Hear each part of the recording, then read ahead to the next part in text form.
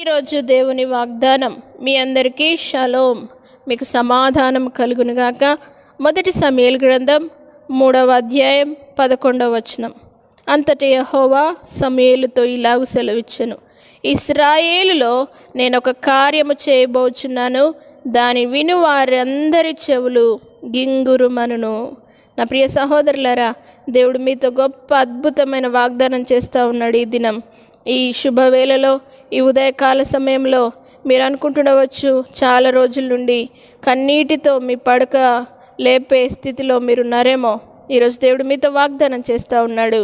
ఈరోజు దేవుడు సెలవిచ్చిన మాట, నేను ఒక కార్యము చేయబోతూ ఉన్నాను.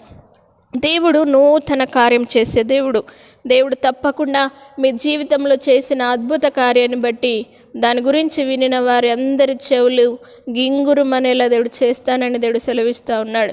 దేవుని భక్తుడు సెలవిచ్చాడు, దేవుని వాగ్దానం సెలవిస్తూ ఉన్నది.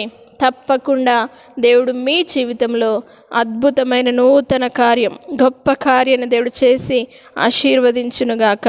నూతన కార్యమును, నూతన మేళ్లను దేవుడు చేసినప్పుడు, దేవుడు మీ జీవితంలో చేసిన మేళ్లను బట్టి అనేకులను దేవుడు తప్పకుండా ఆయన సన్నిధానానికి నడిపించి కాపాడునుగాక. ప్రార్థన.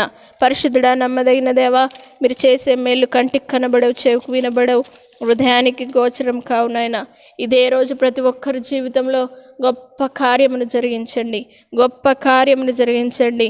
దాని గురించి వినిన వారందరి చెవులు గింగురుమనేలా చేయండి. అలాంటి ఆశీర్వాదం చేత నింపి ఈ దినమే దేవ గొప్ప అద్భుత కార్యాలు మీరు వారి జీవితంలో నూతన క్రియలు జరిగించమని యేసు నామం నడి వేడుకుంటున్నాం తండ్రి. ఆమేన్.